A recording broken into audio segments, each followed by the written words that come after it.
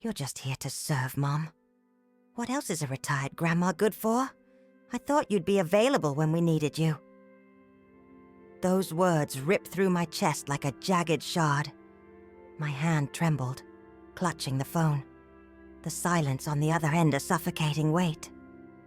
My knees gave out, and I sank onto the living room armchair.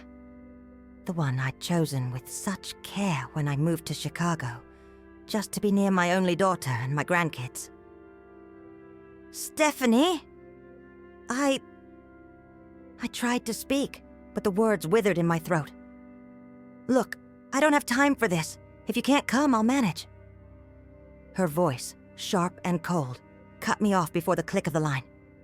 I sat there, frozen, the phone still in my hand, silent tears tracing paths down my face. 67 years. I never imagined I'd hear such a thing from the mouth of the girl I'd cradled, sung lullabies to, sacrificed dreams and desires for. You must be wondering how we arrived at this desolate place. How a mother and daughter, once so close, found themselves in such a painful chasm. Let me tell you how it all began. Just over a year ago, I lived in Milwaukee, in the house where I'd raised Stephanie, where every corner held a memory of my late husband, Robert. 40 years in the same place, knowing every creak of the floorboards, every hairline crack in the walls. A simple house, yes, but overflowing with stories, with life. When I retired from the school where I'd been a secretary for over 3 decades, David, my son-in-law, suggested I move to Chicago. Susan. He'd said during a Sunday pot roast dinner I'd prepared, carving the meat with practiced ease. You shouldn't be alone in that big house. Here, close to us, you could watch the grandkids grow up, help Stephanie. It would be good for everyone. Stephanie, seated beside him, chimed in with a bright smile. A grandma nearby is a gift from God, Mom. Theo and Valentina would be so happy. In that moment, I saw in my daughter's eyes the same little girl who, at 12, had wept in my arms at her father's funeral. The girl for whom I'd worked 2 jobs, by day at the school, by night cleaning offices, just to ensure she got a good education. The girl I watched graduate from law school, a wave of pride so immense I thought my chest might burst. How could I possibly refuse? I sold the house in Milwaukee. It was a wrenching goodbye to those walls that had witnessed so much of our lives. The room where Robert took his last breath, his hand clasped in mine, the backyard where Stephanie took her first wobbly steps, the kitchen where I'd prepared thousands of meals, often counting pennies to stretch to the end of the month. What no one knew, not even Stephanie, was that the sale brought in more than I'd expected. The neighborhood had appreciated significantly over the years, and Robert, always the cautious one, had left behind some investments I'd managed carefully. I bought 2 small rental properties, made conservative investments. I never spoke of it to anyone. I wanted Stephanie to build her life on her own merit, not waiting for an inheritance.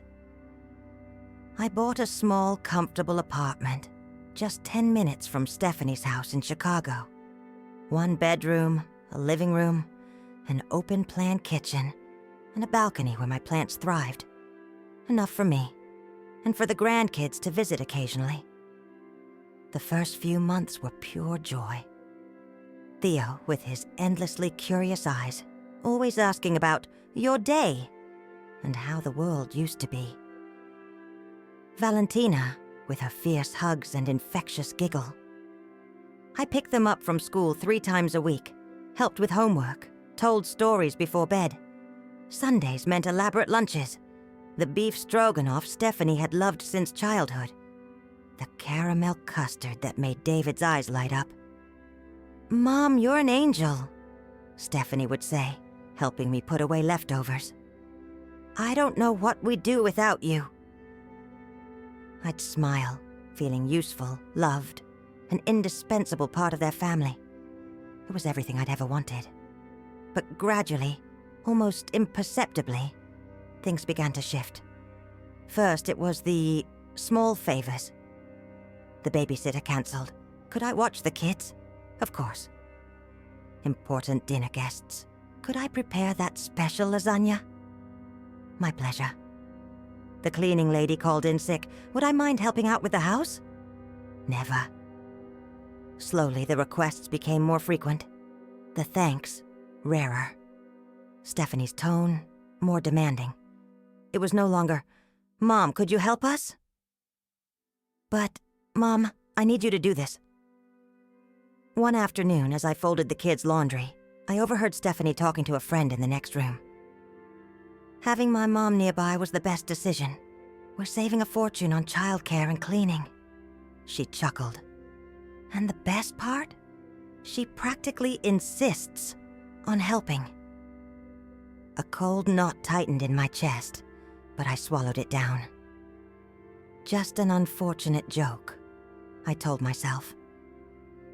2 weeks later, David asked me to prepare appetizers for a company event. 50 people. I stayed up until 2 in the morning, frying mini quiches, breading pigs in a blanket, rolling spinach puffs. My fingers were stained with grease. My back ached, but I poured love into every single one. The next day, when I asked how the event had gone, David replied distractedly, his eyes glued to his phone. It was good. Everyone raved about the caterer we hired. Caterer? They'd taken credit for my work? I said nothing. What were such vanities at this stage of life? And then came that Thursday in October.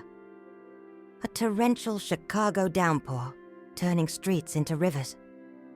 I was still exhausted from the night before. My knees, worn from decades of scrubbing office floors, throbbed with pain. The phone rang. It was Stephanie, her voice tight with urgency. "Mom, I need you here now. Valentina has a fever, and I have a crucial meeting." I looked out the window. The rain lashed down relentlessly. My aching knees, the sleepless night. "Honey, I'm not feeling well today. Couldn't you ask David to leave work early?" That's when the words came. The ones that changed everything. "You're just here to serve, Mom. What else is a retired grandma good for?" After that call, I spent the entire night awake, replaying every moment since I'd moved to Chicago. How had I been so blind? How had I allowed my own daughter to turn me into an unpaid servant? When had love and respect curdled into mere convenience? The next morning, my eyes swollen from a night of tears, I pulled the blue folder from my desk drawer. Inside, bank statements, property deeds, insurance policies, investment certificates, proof of a life built on hard work and rigorous saving. A quiet fortune no one, not even my daughter, knew I possessed. Stephanie called several times in the following days. I let them ring. I needed this time to myself, to think, to let the wound her words had opened begin to scab over. When we finally met a week later, she looked uncomfortable, but not exactly contrite. "Mom, you vanished. We were worried," she said, sitting across from me at the coffee shop near my apartment. "I needed time to think, honey." "Think about what?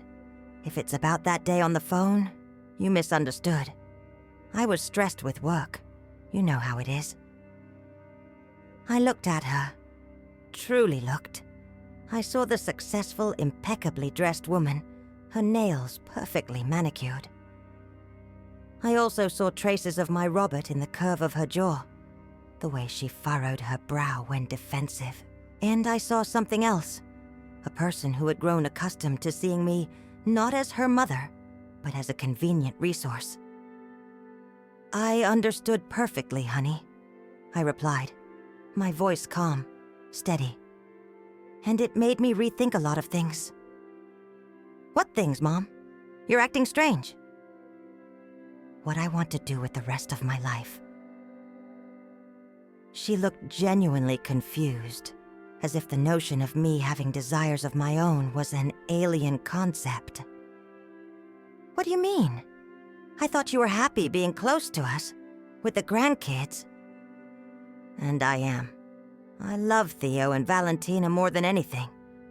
But I'm also a person, Stephanie. Not just a grandma, not just your mother, a person with my own dreams. She fidgeted uncomfortably with her napkin. What kind of dreams? I always wanted to learn photography, you know? Your dad gave me a camera when we got married. I never really had the time to learn how to use it. Photography? Where did that come from? I smiled, thinking of all the times I'd deferred my own desires to prioritize hers. It didn't just come now, honey.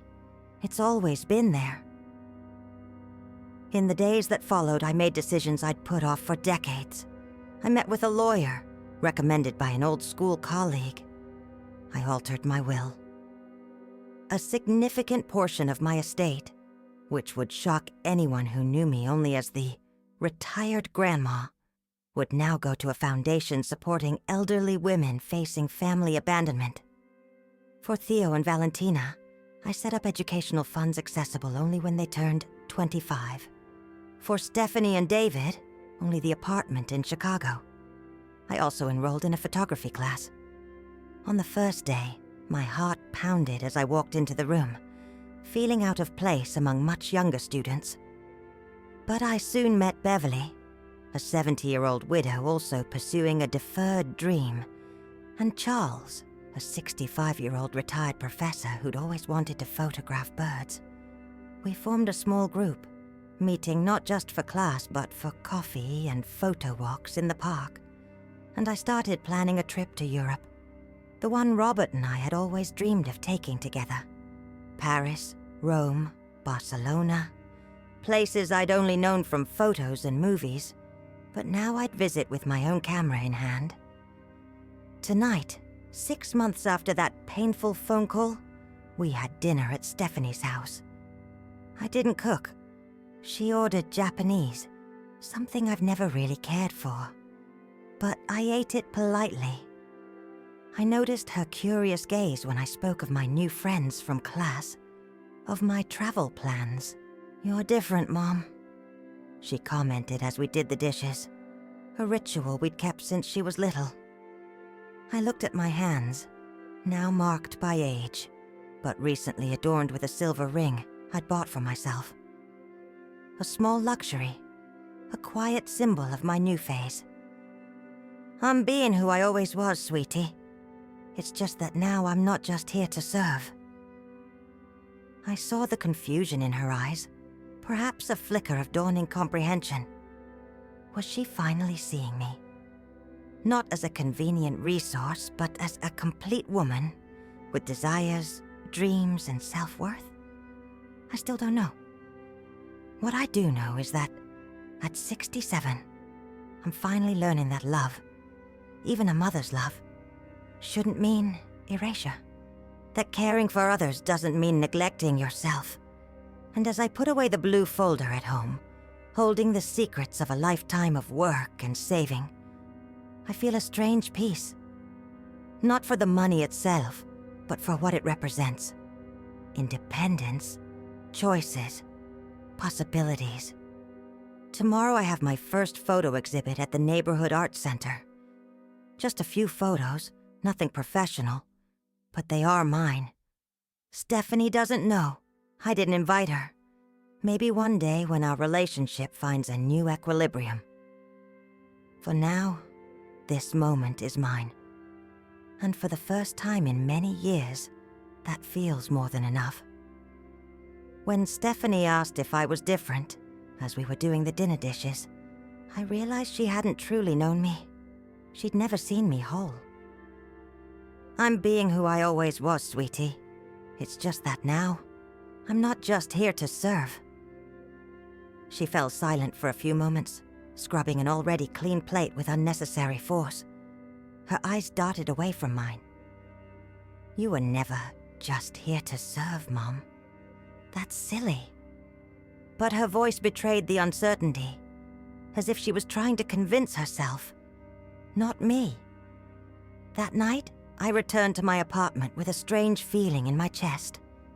It wasn't the sharp, agonizing pain I'd felt when I heard her cruel words on the phone. It was something different, a mix of sadness and liberation. I sat on my balcony, among my plants, and let the memories surface. I didn't suppress them as I used to. I let them flow, like a river finally finding its natural course after being dammed for too long. I remembered an afternoon, almost 30 years ago. Stephanie was 15, and I had just gotten home after an exhausting day. First at the school, then cleaning an office downtown. My hands were raw from the cleaning products. My back ached. I found Stephanie sitting at the kitchen table crying. "What happened, sweetie?" I asked, instantly forgetting my own fatigue. She lifted her face, eyes red-rimmed, and pushed a flyer toward me. It was for a school trip to New York City, a graduation trip that cost almost 2 months of my salary. "Everyone's going, Mom. Absolutely everyone. I'm the only one who'll be stuck here." I sat next to her, my heart aching. 3 years had passed since Robert died, and we were still barely balancing financially. "Sweetie, you know things are tight." "I know," she interrupted, her voice choked. "They always are. Ever since Dad died, it's always the same. We can never have anything." Her words struck me like a physical blow. Not because of the teenage frustration that I understood, but because of the sheer injustice. As if I had chosen our situation. As if I wasn't doing everything humanly possible to give her a decent life. "Stephanie, I work 2 jobs. I do what I can." "Well, it's not enough," she yelled, standing up. "I'm tired of being the charity case in class, the one who can never go anywhere, who wears thrift store clothes." I stayed silent, absorbing the impact. Part of me wanted to scream back, to tell her I was exhausted, that my hands bled from scrubbing floors, that I barely slept thinking about how to pay the bills. But another part, the mother part, just wanted to shield her from this harsh reality. "I'll figure something out," I finally said, my voice barely a whisper. And I did. I took out a loan against our house. I worked extra hours on weekends. Stephanie went to New York with her classmates, came back glowing and happy, with photos from Times Square and stories about Central Park. I never told her about the nights I spent awake, worried about that debt, about how I skimped on my own food for months, about the constant fear of losing our home. Because that's what mothers do, isn't it? They protect their children, even at their own expense. Another memory surfaced, more recent. 3 years ago, when Valentina was born. Stephanie had a complicated C-section. David was traveling for work and only managed to return 2 days after the birth. Theo, then 5, was scared by the whole situation. I dropped everything in Milwaukee and went to Chicago. I spent 2 weeks at their apartment, caring for Theo, preparing meals, cleaning the house, helping Stephanie with the newborn. One night, exhausted after an especially difficult day, I sat in the armchair in the bedroom where Stephanie was nursing Valentina. "How did you do it all alone, Mom?" she asked, looking at her daughter in her arms. "When Dad died and you were left with me, with no help from anyone?" I smiled, feeling a rare connection with my adult daughter. "One day at a time, sweetie, and a lot of love." She looked at me, her eyes softened by recent motherhood. "I don't think I ever properly thanked you for everything you did, for all the sacrifices." That moment was etched in my memory, a belated but sincere acknowledgement. I thought something had shifted between us, that she finally saw me. But when David came back from his trip and life resumed its normal course, Stephanie went right back to being the same. Too busy with her career, her ambitions, her world. And I went back to being just the mother available when needed. The most painful memory, however, was more recent. 3 months after I moved to Chicago. It was Robert's death anniversary. 25 years without my partner, the man I met at 18 and with whom I shared 2 decades of life. I woke up with that familiar sadness, that emptiness that never completely fills. I called Stephanie that morning. Sweetie, today marks 25 years since your father passed. I was thinking we could go to the cemetery, maybe have dinner together afterward, recall some stories about him. There was a pause on the other end of the line. I heard voices in the background, the rustle of papers. Mom, today's impossible. I have an important hearing and then a client meeting. And tonight we have that dinner at David's parents' house, remember? I told you about it. No, she hadn't told me. Or perhaps she had, and I hadn't registered it. Either way, I felt a familiar tightness in my chest. I understand, sweetie. No problem. Look, why don't you go to the cemetery alone? You were always more into those things. Visiting graves. Dad didn't even believe in that, did he? How could she possibly know what Robert believed? She was only 12 when he died. She barely remembered him. All right, Stephanie. I'll go alone. And I did. I brought flowers. Red carnations, his favorite. And spent the afternoon talking to the cold headstone, telling him about our lawyer daughter, our beautiful grandkids, about how Chicago was different from Milwaukee. She's like you in many ways, Robert, I whispered, touching the marble. Determined, focused. But sometimes I think she inherited only your strength, not your heart. I went home and spent the night alone, looking at old photo albums. Stephanie didn't call to check on me. The next day when we met for me to pick up the grandkids from school, she didn't even mention the date. It was that day I started to understand there was an abyss between us. An abyss I had tried to ignore for years, filling it with justifications and maternal understanding. She's busy. She has her own family now. It's normal for kids to drift away. But the painful truth was that Stephanie didn't see me as a priority. Maybe she never had. Returning to the present on my apartment balcony, I realized these memories no longer hurt me as they once did. They were just parts of my story, stepping stones that brought me here. The next day, I had my first photo exhibit at the Neighborhood Arts Center. Nothing grand, just 10 photographs I took during the course, simply framed. Beverly and Charles were there, as were other classmates. Some neighbors from the building also came, with whom I'd started to build friendships. We served cheap wine and cheese cubes. We laughed, talked about photography techniques, about the beauty of starting something new in your 60s. My photos were simple. A bird perched on the windowsill, Beverly's wrinkled hands holding a teacup, the silhouette of an elderly couple walking in the park at dusk. Theo and Valentina playing with bubbles. I took that one without Stephanie knowing, on a Sunday when the kids came to visit me. I didn't expect anyone to show up besides the invited guests. So I was surprised when, in the middle of the small celebration, I saw Theo running towards me. Grandma! Grandma! Look, I came to your photo party.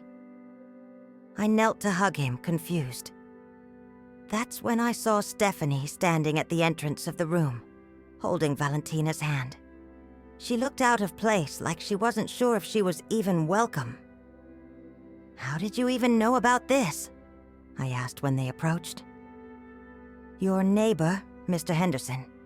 He mentioned it when he dropped off a package that got misdelivered to our place. Stephanie explained. Why didn't you tell us, Mom? There was a genuine hurt in her voice, which surprised me. I didn't think you'd be interested, I answered honestly.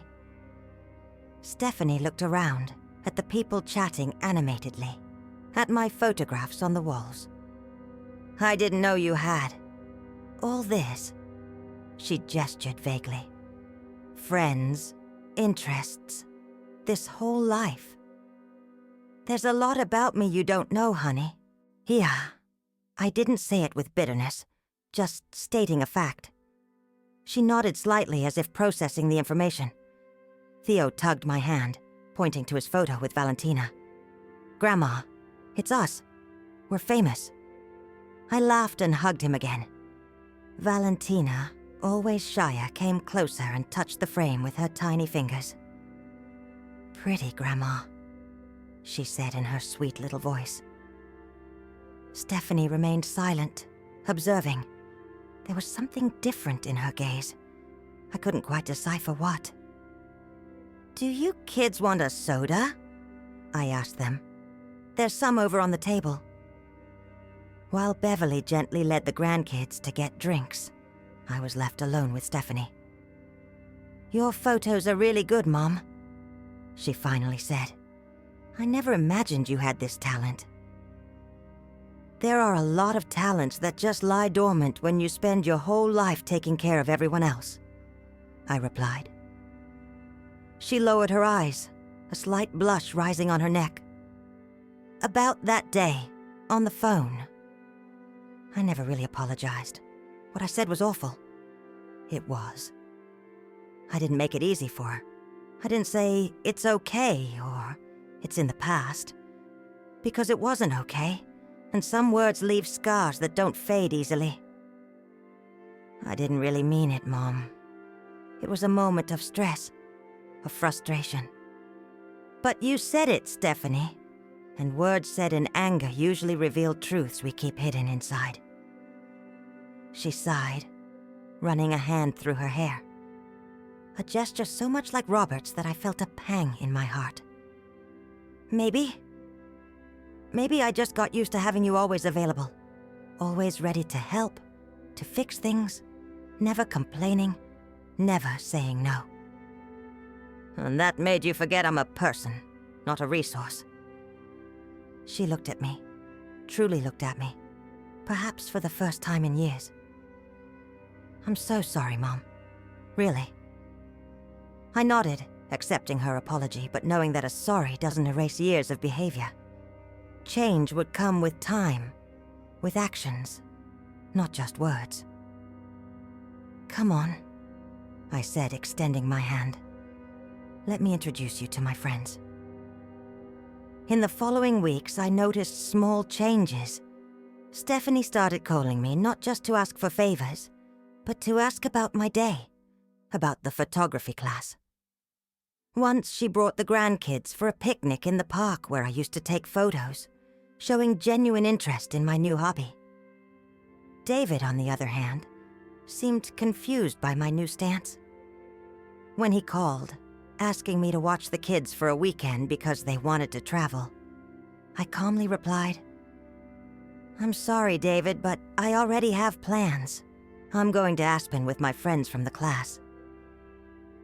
There was a silence on the other end of the line, as if he couldn't process the refusal. But it's just one weekend, Susan. Can't you postpone this trip? No, David. Everything's already booked and paid for. But I'm sure you'll find a good babysitter. When I hung up, I felt a mix of guilt and liberation. Part of me, the mom and grandma part, wanted to cancel my plans and stay with the grandkids. But another part, the woman Susan, who was rediscovering herself, knew I had to maintain the boundaries I'd set. The trip to Aspen was wonderful. Beverly, Charles, I, and 2 other classmates rented a cozy lodge. We spent our days photographing the charming mountain architecture, the mist-shrouded peaks, the inviting restaurants. At night, we'd sit by the fireplace, sipping wine and sharing life stories. It was during one of those conversations that Charles, a widower like me, discreetly took my hand under the table. A simple gesture, but it sent a shiver up my arm. How long had it been since I felt a man's tender touch? 25 years, an eternity. I didn't pull my hand away. I left it there, feeling the warmth of his fingers intertwined with mine, while Beverly told a funny story about her grandkids. Later, as we walked back to our rooms, Charles asked if he could visit me in the city, maybe take me out to dinner. I said yes, feeling like a teenager with butterflies in my stomach and a smile I couldn't contain. When I got back from the trip, I found Stephanie waiting for me in my building's lobby. She looked anxious, rummaging through her purse, checking her phone repeatedly. "Hi, honey. Is everything okay?" "No, Mom. Just wanted to know how your trip was." We went into my apartment, and while I made some coffee, I told her about Aspen, showing her some photos on my phone. I didn't mention Charles or the dinner we'd have next week. "Looks like it was great," she commented, looking at the pictures. "You look happy." "I am happy," I confirmed. She took a sip of coffee, hesitant. "Mom, can I ask you something?" "Of course." "Why did you never tell us about the money?" I tensed. How did she know? "What money, Stephanie?" "David and I went to the bank last week. We're thinking about buying a bigger house, maybe at the beach. The manager, who also handles your account, let something slip about your mother having a considerable estate." I thought he was confusing things, but by the look on his face when he realized what he'd said, I knew it wasn't a mistake. I sighed, putting my cup on the table. I hadn't planned on having this conversation now, but maybe it was time. It's not a fortune, Stephanie. Just enough to give me security and independence. But how? Where did this money come from? Your father was always very careful with finances. He left some investments when he passed. I managed them well over the years, made a few more investments, bought a couple of small rental properties. And you never told us. There was a veiled accusation in her voice. "No, I never told you." "Why?" I looked at my daughter, the girl I raised alone, the woman she became, and decided to be completely honest. Because I wanted you to build your life on your own merit, not waiting for an inheritance. And also because this money represents my independence, something that's just mine, after a lifetime of dedicating myself to everyone else.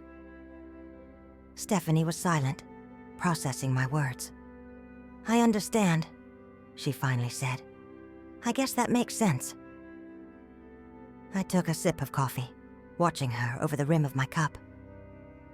"Is there anything else you want to ask me, honey?" She hesitated, biting her lower lip, a childhood habit that resurfaced when she was nervous.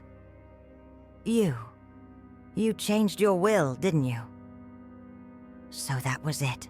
The bank manager must have mentioned more than I imagined. Yes, I did. And David and I, aren't in it? You are. You'll receive this apartment. Theo and Valentina have educational funds they can access at 25. And the rest?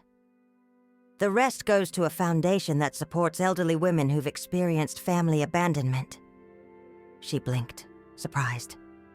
You consider yourself abandoned? The question hung between us, heavy as lead. No, Stephanie.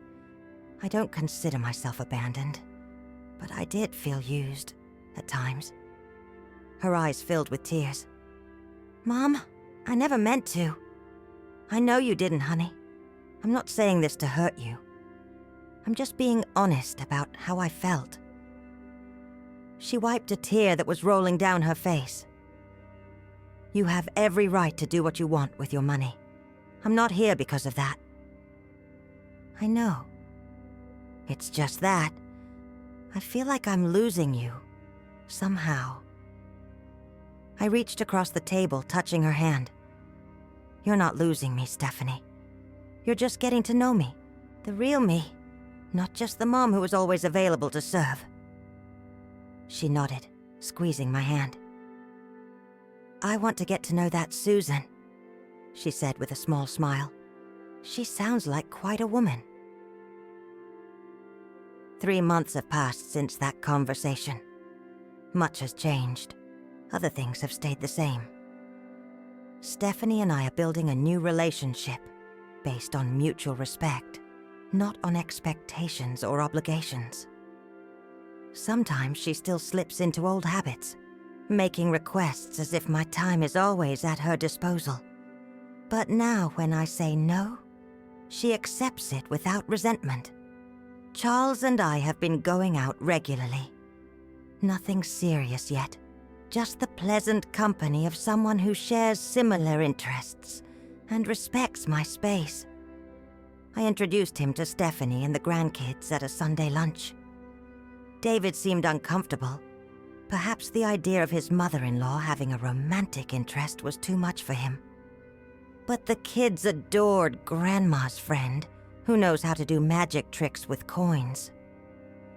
My trip to Europe is scheduled for 2 months from now. I'm going with Beverly.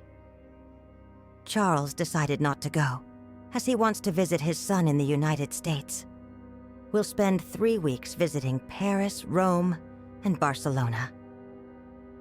I bought a new professional camera to capture every moment. Yesterday, while tidying up some things for the trip, I found an old photo at the bottom of a drawer. Robert and I, young and smiling, in front of our first house. His arms around my waist, my head resting on his shoulder. We were so full of dreams, of plans. I'm making some of them come true now, my love, I whispered to the photograph. Better late than never, right? I put the photo in my wallet. Robert will always be a part of me, of my past, of my story. But now I understand that the present and the future, however short it might be at 67, are mine to live fully. Tonight, sitting on my apartment balcony, watching the city lights, I feel a peace I haven't known before. It's not the absence of pain or difficult memories. It's the acceptance that my life, with all its joys and sorrows, sacrifices and rewards, is valuable on its own. Not just for what I gave to others, but for who I am. Susan, woman, mother, grandmother, photographer, friend, a loving heart, survivor, whole within myself.